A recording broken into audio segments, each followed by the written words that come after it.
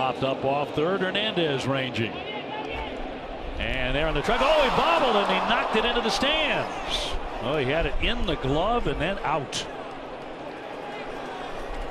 He had himself in kind of a weird position. Again, the winner factor here today at Fenway. But you can see Hernandez look down and then looks up. Now, does he see it all the way? That's the question. I believe he does. He just reaches out.